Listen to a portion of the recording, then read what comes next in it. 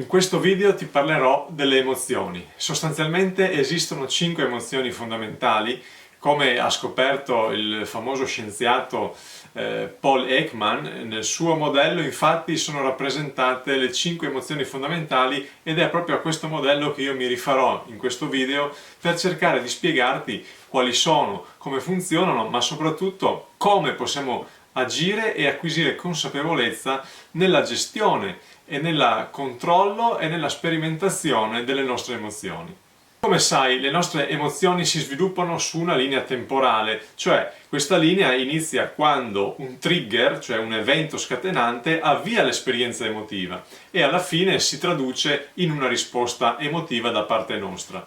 Ovviamente questo stimolo trigger può portare ad una risposta diversa a seconda dell'emozione che proviamo, quindi il nostro comportamento può cambiare a seconda dell'effetto che questo stimolo o trigger fa, e questo è determinato soprattutto da una serie di fattori. L'aspetto centrale di questo modello è che noi possiamo imparare a cambiare la nostra risposta comportamentale proprio in funzione di quella che è la nostra percezione del mondo e di quello che è il tipo di contesto in cui noi viviamo. Ti spiego. Se un amico si arrabbia con te, è molto probabile che se tu provi rabbia nei confronti della sua aggressività, inizierai a mettere in atto un comportamento che è quello, ad esempio, di osteggiarlo e di discutere con lui. Magari discuti molto animatamente, per cui ti arrabbi, senti che la sua rabbia è anche la tua e quindi vai in una dimensione di confluenza con questa rabbia, ti arrabbi e inizi a discutere. Viceversa però, sulla base di questo modello, potrebbe anche succedere che questo amico che si arrabbia con te provoca in te un'emozione diversa, cioè la paura. Ed ecco che in quel momento, se hai paura di questa persona, la cosa che potresti fare o pensare è sperare che se ne vada. Quindi in questo momento hai un'emozione completamente diversa e anche un comportamento molto diverso rispetto a quello di prima.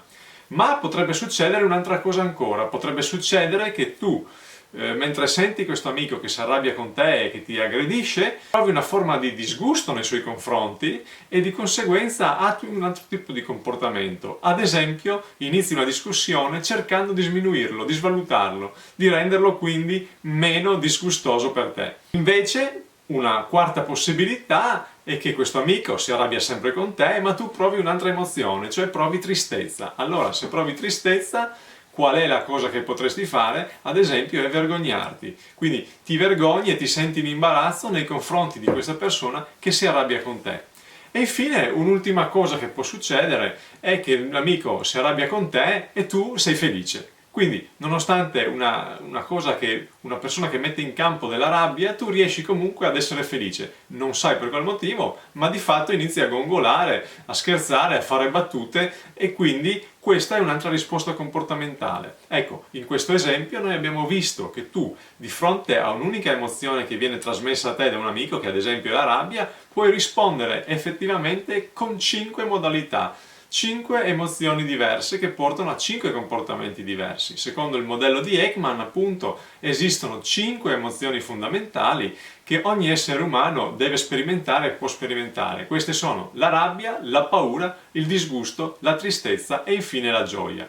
Come vedi, possiamo già notare che a fronte di un'emozione positiva, la gioia, ne esistono 4 di negative: rabbia, paura, disgusto e tristezza. Ti chiederai come mai? Beh, da un certo punto di vista, se ci pensi, le emozioni negative non hanno un valore esclusivamente negativo, ovvero ci fanno sentire a disagio, ci fanno sentire male, ma di fatto sono emozioni che servono a preservarci, cioè a tutelare la nostra sopravvivenza, a salvarci dal pericolo. Infatti, se tu provi rabbia diventi più aggressivo e potente e quindi puoi fronteggiare un nemico. Se hai paura magari ti blocchi, oppure scappi, oppure hai dei comportamenti che ti consentono di metterti al sicuro. Se provi disgusto, ad esempio, puoi evitare di intossicarti o di soffrire per qualcosa che non ti piace, e di conseguenza anche il disgusto è fondamentale per discriminare ciò che è buono e ciò che è cattivo per te. E la tristezza, infine, è un sentimento che comunque ci connota e che ci consente in qualche modo di riporre una certa attenzione verso noi stessi e verso questo stato d'animo che comunque non è completamente negativo, perché anche la tristezza è una forma di sofferenza che poi può dar luogo anche a un'evoluzione positiva. Di conseguenza, tutte queste emozioni negative sono fondamentali per la nostra sopravvivenza. La gioia invece è un'emozione positiva, che quindi ci aiuta a stare meglio, di fatto è da sola e si fonda, diciamo, su quell'originaria sensazione di benessere che aveva il bambino quando, magari attaccato al seno materno, aveva la possibilità di nutrirsi e di sentire il calore. Quindi la gioia afferisce a quello che Freud chiamava il principio del piacere, ma ovviamente noi sappiamo che la vita non è solo piacere, ma ci porta anche a delle difficoltà, e quindi ecco che si sono strutturate anche altre emozioni. Quindi ricordati che ci sono 5 emozioni che tu puoi provare, ma soprattutto ricordati, come adesso vedremo a breve, che puoi dare delle risposte, cioè la differenza sta nelle risposte che tu dai a queste emozioni che provi, e soprattutto a come contestualizzi. Questo lo vedremo subito nella prossima slide. Come abbiamo detto, l'innesco, cioè il trigger che si verifica, è quell'evento che effettivamente ti consente di attivare a tua volta la tua emozione. Ma dobbiamo pensare che l'evento scatenante, ad esempio l'amico che ti insulta o che ti critica, è contestualizzabile, quindi ciò che genera una diversa risposta emotiva e quindi un comportamento è anche il contesto e la circostanza, i sentimenti che tu stai provando, l'evento in cui tu ti trovi coinvolto in quel momento, e quindi anche la tua visione del mondo, che è influenzata sia dalle tue precedenti esperienze, sia dalla tua storia personale, o anche da eventi che possiamo definire istintivi o generalmente ereditati dalla nostra specie. Quindi ci sono degli inneschi, ma ci sono anche circostanze, sentimenti e visioni del mondo che possono confluire e aiutarti o non aiutarti a provare una determinata emozione e quindi a dare una determinata risposta. Allora proviamo adesso a contestualizzare, cioè proviamo a vedere che cosa succede quando questo amico si arrabbia con te e tu, ad esempio, provi rabbia. Beh, esiste un fattore precedente e antecedente. Ad esempio, se tu fossi a corto di sonno, immaginati che una persona si arrabbia con te quando tu sei a corto di sonno, quindi sei già in una situazione di irritabilità particolare. E allora l'amico, quando l'amico si arrabbia con te e ti critica, cosa succede nella tua mente? Immediatamente prima di provare la rabbia o contestualmente a questo, ti viene in mente di essere di fronte a un bullo, cioè a una persona che ce l'ha con te. E di conseguenza cosa fai? Nella tua modalità di risposta, nella tua schema mentale, quando hai di fronte un bullo, cosa fai? Controattacchi, e quindi ecco che inizi a discutere. Per cui vedi come da una situazione iniziale del trigger, cioè dello stimolo, dove l'amico ti aggredisce, ti critica o si arrabbia con te, tu hai una situazione contestuale che magari lui non conosce, non sa che tu sei a corto di sonno, ma soprattutto non sa che quando tu sei a corto di sonno ti viene in mente, quando tu sei a corto di sonno e una persona ti aggredisce, ti viene un'immagine mentale, l'immagine del bullo che si la prende con te, e quindi diventi più aggressivo. Ecco, questo è un primo esempio di contestualizzazione. Ma immagina adesso invece una situazione completamente diversa, cioè una contestualizzazione diversa. Immagina che stai leggendo delle notizie molto spaventose e molto preoccupanti su come va la società, il mondo, o qualcuno che magari è vicino a te, magari il tuo lavoro. Immaginati quindi che adesso l'amico si arrabbia con te. L'amico si sta arrabbiando, ti sta accusando e ti viene in mente di essere perso, cioè come le premesse, no? Come queste notizie ti hanno provocato una sensazione di ineluttabilità, di irrisolvibilità di alcuni problemi, tu ti senti abbandonato. Allora, se questo è il tuo sentimento, è chiaro che venendoti in mente questa immagine mentale, tu proverai della paura. Quindi la persona diventa forte, diventa aggressiva, tu non ce la fai perché hai dentro di te un contesto di abbandono, un'immagine di abbandono, e quindi anche tu che cosa fai? Ti paralizzi e speri semplicemente che questa persona se ne vada, per cui il tuo comportamento è un comportamento passivo, a differenza di prima, e ti auguri proprio che questa persona si allontani da te perché ti fa soffrire, ti fa aver paura. Beh, immaginiamo adesso un'altra condizione. Immaginati che stai soffrendo, magari è successo qualcosa, magari qualcuno ti ha lasciato, magari hai avuto un problema sul lavoro, comunque stai male. E l'amico si arrabbia con te. A quel punto ti ricorda, ti viene in mente come di una persona che è completamente insensibile ai tuoi problemi, alle tue sofferenze, e quindi provi per lui disgusto e di conseguenza il tuo comportamento sarà quello, ad esempio, di sminuire quello che dice. Ma dai, cosa vuoi? Cosa vuoi che mi interessi? Ma sono tutte stupidaggini. Quindi sminuisci la sua rabbia perché tu provi verso di lui una forma di disgusto orientata dalla tua sofferenza e dal pensiero che lui è una persona insensibile.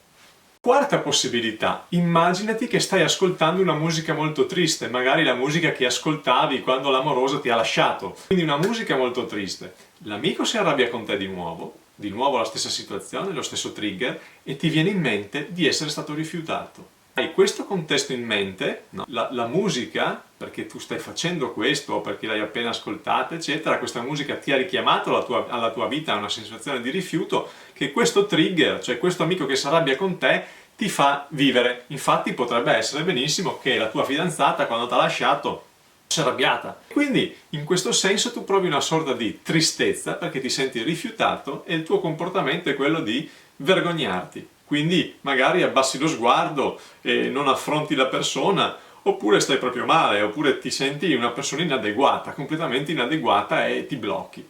E ora finalmente un po' di gioia, nel senso che è possibile che l'amico si arrabbi con te, ma tu abbia appena segnato un gol. Immaginati che stai giocando una partita e hai appena fatto gol, l'amico si arrabbia con te perché è nella squadra avversaria e quindi ti sembra un perdente ferito, cioè inizi a provare, siccome sei felice per la tua situazione, sei felice per aver fatto gol, inizi a vedere il tuo amico come in modo un po' ironico, come una persona che cerca di contestare il tuo gol magari, o quindi si arrabbia perché ritiene che eri fuori gioco o non lo so, quindi ti sta aggredendo proprio perché essendo un perdente che ha appena subito una sconfitta, un gol, si arrabbia con te. Ma in quel caso là tu sei tranquillo, sei felice, quindi gioisci comunque e inizi a gongolare, a prenderlo un po' in giro, magari a scherzarci su. Ecco, questo è un altro tipo di comportamento molto diverso. Ricordiamoci che in tutti questi 5 comportamenti che abbiamo visto e queste 5 emozioni diverse che tu hai provato, il trigger era sempre lo stesso, cioè c'era sempre un amico che se la prendeva con te. Quindi di fronte a un'emozione di aggressività, di rabbia di qualcuno, tu hai avuto 5 diverse possibilità di provare emozione, 5 diverse emozioni che hanno prodotto 5 comportamenti diversi. Questo è molto importante perché che cosa ha fatto sì che questo avvenisse? Il contesto, la tua esperienza pregressa, le tue idee sul mondo e soprattutto le immagini che grazie a queste idee sul mondo la persona arrabbiata con te ti faceva venire in mente. Facciamo adesso un ulteriore passo avanti. Non analizziamo solo più il contesto e le immagini mentali che una certa emozione provocata, no, vista in un'altra persona ti possono elicitare, ti possono provocare. Aggiungiamo consapevolezza. L'esperienza emotiva innesca dei sentimenti soggettivi che tu riesci a sentire sia come sensazione fisica ma anche come percezione personale di quella situazione. Vediamo cosa significa questo.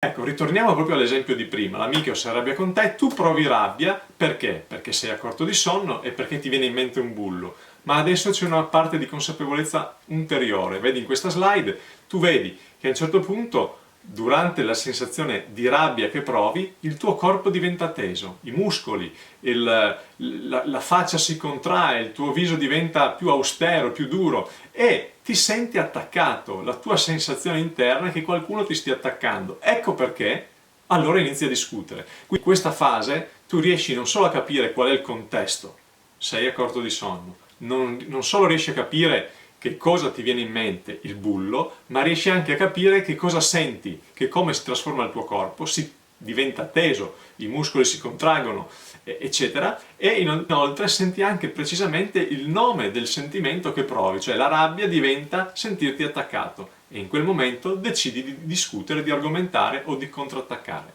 Vediamo un'altra situazione in cui la tua consapevolezza può aumentare. Ecco qui la risposta tipica che abbiamo visto anche prima di paura rispetto alla rabbia di qualcuno. Allora, nella tua condizione tu puoi imparare a sentire che durante l'emozione di paura, ad esempio, il tuo cuore accelera, batte molto più forte.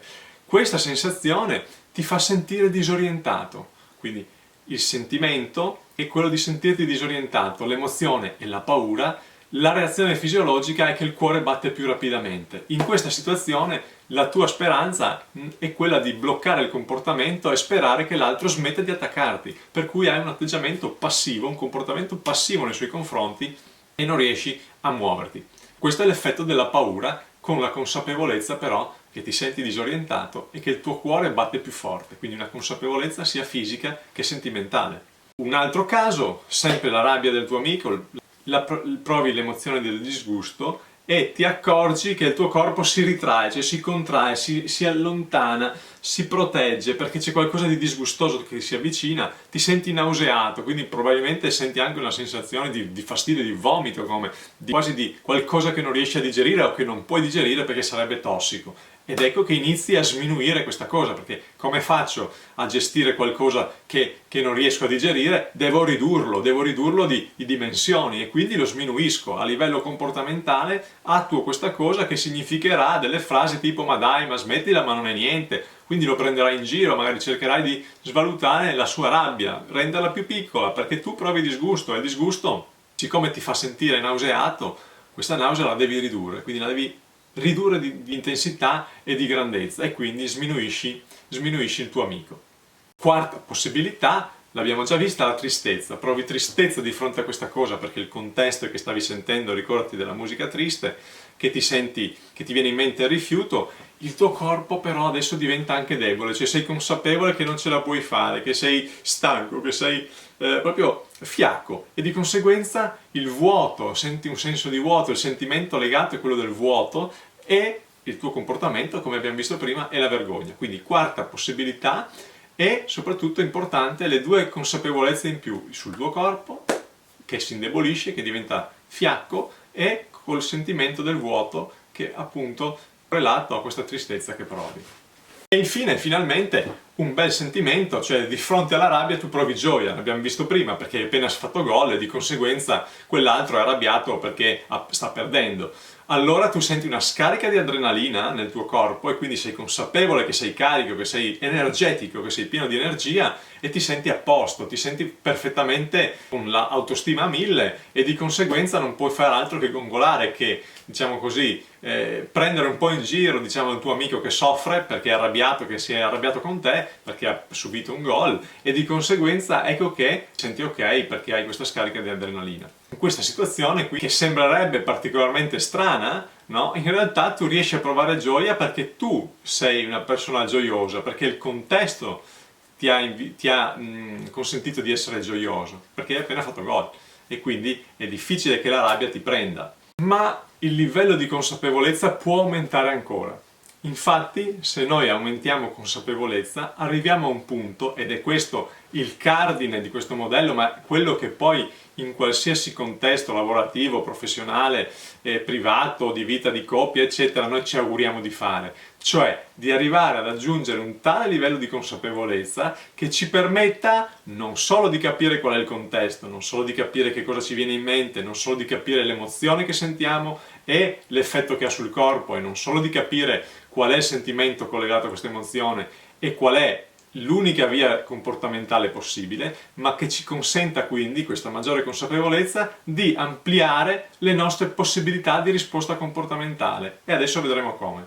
Ecco, vediamo che siamo nella stessa situazione di prima, le stesse condizioni, l'amico che si arrabbia, tu che provi rabbia perché sei a corto di sonno e ti viene in mente un bullo, il corpo ti diventa teso, diventi aggressivo, ti senti attaccato e la tua prima risposta era quella di iniziare a discutere. Bene, ma se tu sei molto consapevole di tutto ciò, tu puoi in un momento decidere di fare qualcos'altro, perché può essere che la discussione ti porti a una guerra con l'altra persona, ti porti a un'escalation che tu non vuoi avere e di conseguenza puoi scegliere ad esempio di metterti in pausa, quindi di dire senti, posso andare a farmi un caffè perché poi ne parliamo? Questa risposta comportamentale è assolutamente determinante per quello che sarà il futuro di questa interazione e perché no anche della vostra relazione.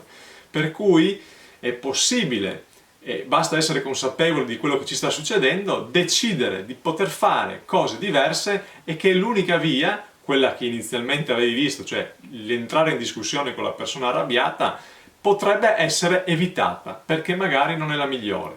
Quindi la consapevolezza al massimo del suo livello ti consente di provare la rabbia, di sentire quello che senti nel corpo, di sentire il tuo sentimento, di contestualizzare il perché c'è questa situazione, perché sai qual è la tua esperienza pregressa, sai che sei a corto di sonno, sai che ti viene in mente una persona sgradevole, un bullo, qualcuno che ce l'ha con te, ma tu sai che puoi cambiare la tua risposta. In una frazione di secondo tu puoi decidere se iniziare a discutere oppure andartene oppure prenderti una pausa. Questo è fondamentale e vedremo adesso anche negli altri casi delle altre emozioni come sia effettivamente possibile. Ecco qui di nuovo la situazione di paura, in cui non sto a ripetere tutti i vari contesti, immagini mentali, sensazioni corporee e sentimenti, ma guarda quali sono le possibili risposte. Io qui ne ho messe solo 2 in più, ma potrebbero essere veramente tantissime, perché nel momento in cui tu sei consapevole, tu puoi scegliere qualsiasi cosa, diventi creativo, diventi in grado di creare nuove soluzioni che non sono quelle automatiche a cui di solito si va incontro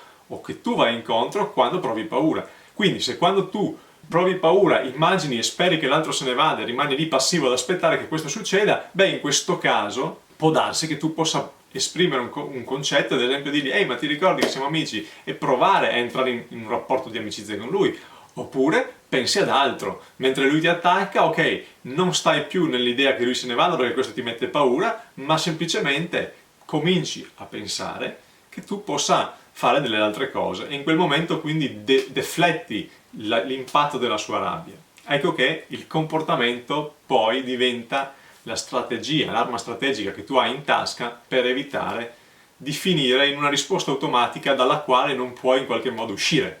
Ecco la terza situazione, ecco qui l'emozione di disgusto provocata dai contesti, no? Quindi la tua consapevolezza, ma ecco qui che la risposta automatica lo sminuisci viene affiancata da altre 2 possibilità. Ad esempio, eviti quella persona, quindi te ne vai, agisci un'azione di evitamento, quindi non vai a sminuirlo, te ne vai. Oppure gli chiedi perché è arrabbiato, questa secondo me è la cosa migliore, come mai sei arrabbiato? Ma ricordati che questa è una competenza incredibile che ti è data dalla consapevolezza, perché quando una persona ti aggredisce non è assolutamente detto che tu capisca il perché e neanche lui magari ne è consapevole, quindi una bella risposta è perché sei arrabbiato?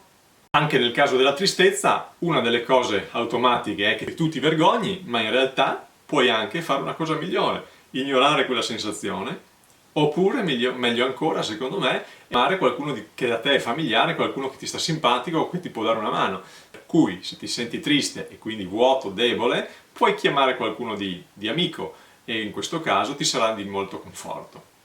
E l'ultima possibilità, vabbè, questa, la consapevolezza è importante ma non è fondamentale perché comunque tu stai bene, quindi provi gioia, ma chiaramente la gioia, se di fronte a una persona che è arrabbiata con te, immagina la persona arrabbiata che ha appena subito un gol e che magari non è d'accordo perché pensa che tu sia in fuorigioco, sia stato in fuorigioco e quindi ce l'ha con te in qualche modo, per motivi che secondo lui sono oggettivi, e tu ti metti a gongolare, a prendere un po' in giro, a dire sì, io sono più bravo, eccetera, ecco, sì, tu puoi provare gioia, ma in realtà se tu agisci questo comportamento non è che probabilmente la vostra relazione o il vostro stato di interazione migliorerà tanto. Per cui o ti limiti ad esempio a essere felice e quindi a celebrare il tuo successo, oppure continui a giocare come se nulla fosse, provando una sensazione di soddisfazione ma senza fare in modo di confluire con la sua rabbia, quindi non lo prendi in giro, non gongoli diciamo, ma continui a giocare come se nulla fosse. Questa consapevolezza ti consente probabilmente di levarti da una posizione emotivamente difficile che potrebbe effettivamente degenerare in una situazione di non comprensione, di escalation. Ora, la domanda che tu ti farai, beh, questo è tutto molto simpatico, molto bello, ma come mai ciò è così difficile? Perché se tu ci pensi bene, questa non è una cosa facile, non è sempre facile rispondere con consapevolezza. Devi sapere che questo però è altrettanto normale. Restare consapevoli è molto difficile, perché quando l'emozione si innesca, siamo nella morsa di quell'emozione. Quindi se io non sono abituato a rispondere con paura a un'aggressione, beh, tendenzialmente io continuerò a fare questo, perché l'emozione catalizza e sequestra la nostra lucidità, per cui la nostra capacità di pensare in modo chiaro si riduce Di conseguenza, per poter imparare a gestire le emozioni con consapevolezza e quindi a produrre comportamenti diversi, è necessario allenarsi. Cioè dobbiamo, nel momento in cui prende l'emozione, perché l'emozione prende in una frazione di secondo, hai pochissimo tempo per decidere se comportarti in un modo o nell'altro. Se non decidi e se non fermi quella cosa e gestisci in quella frazione di secondo, l'emozione parte per la via classica, che ad esempio è la paura, oppure la rabbia, oppure la tristezza. E quindi ti genera un comportamento che è quello che avevamo visto all'inizio di questo video, cioè un comportamento automatico che potrebbe essere quello di iniziare a discutere. Allora è chiaro che la consapevolezza ci consente di costruire una risposta migliore, ma va allenata perché imparare a dire ok, sto provando rabbia, il mio corpo si sente teso e quindi io mi sento sotto attacco e quindi mi verrebbe da discutere, ma poi in realtà decido di fare un'altra cosa. Beh, questo ma poi in realtà decido di, lo dovete decidere in una frazione di secondo, dovete essere allenati per farlo, non è una cosa naturale, per cui non vi resta che provare, anche magari in situazioni in cui avete vicino degli amici, quando magari oppure un genitore, provatelo con un genitore che magari vi attacca in qualche modo, vi critica, provate a cambiare una risposta, cioè provate a sentire quello che provate e a dire, invece che fare quello che farei di solito con quel genitore, con mia madre, con mio padre, con mia figlia. A me ad esempio è capitato l'altro giorno e mi capita spesso che quando mia figlia deve lavarsi i denti e comincia a lamentarsi che non vuole farlo, e poi mi chiede di aiutarla, eccetera, e poi la tira a lungo in una maniera incredibile, io magari sono stanco e non ho tempo e quindi gli grido dietro, quindi la aggredisco e le dico dai muoviti, cosa aspetti, te l'ho detto migliaia di volte. Beh, questa è una risposta automatica, ma se io sentissi il mio bisogno ad esempio in quel momento, cioè quello di fare una cosa più tranquilla, potrei cambiare il mio comportamento, invece che aggredire a mia volta, cioè diventare aggressivo di fronte alle sue lamentele, alla sua poca voglia di fare quell'azione, potrei semplicemente dire ok, guarda, se vuoi il papà torna fra 5 minuti e quando sarai più tranquilla ti darà una mano, e quindi in 5 minuti io risolverei il problema, mentre se io comincio ad arrabbiarmi lei comincerà a lamentarsi di più, ad aver paura e a fare sempre meno, per cui alla fine scopro che ci metto 20 minuti per lavargli i denti, mentre prima semplicemente non entrando dentro la mia risposta di rabbia o di aggressività nei suoi confronti potevo risolvere la cosa in 5 minuti. Quindi ti invito a provare a fare questa cosa, a fare questo esercizio di consapevolezza, cioè renditi consapevole di quello che ti succede e prova a dare una risposta che sia diversa da quella che sai di solito. E ti consiglio anche di farlo con persone che ti sono vicine, con persone familiari, perché le prime volte ti dico che potresti essere un po', ti potresti sentire un po' a disagio, un po' strano, oppure loro stessi ti dicono ma cosa ti succede? Non mi rispondi come al solito, non ti arrabbi come al solito, ma come mai? Allora di fronte a queste domande è meglio non rispondere, è meglio dire ma non ti preoccupare, sto pensando a delle cose, e quindi non iniziare a spiegare, perché se cominci a spiegare il perché fai queste cose magari non capiscono il motivo, per cui cerca di provare a fare queste cose fin tanto che non ti verranno così naturali da non creare più nell'altro un sospetto o comunque una sensazione di bah, che cosa sta succedendo qui? Quindi prova a farle con persone che ti sono vicine, farle con i genitori, con i familiari, con qualcuno, e poi vedrai che quando sarai bravo con loro riuscirai anche a farlo in contesti che ti sono magari più difficili, ad esempio quello professionale. Quindi buon lavoro e prova ad esercitarti, mi raccomando non perdere questa possibilità, perché se ti eserciti, prima riuscirai a gestire al meglio questo tipo di situazioni emotive.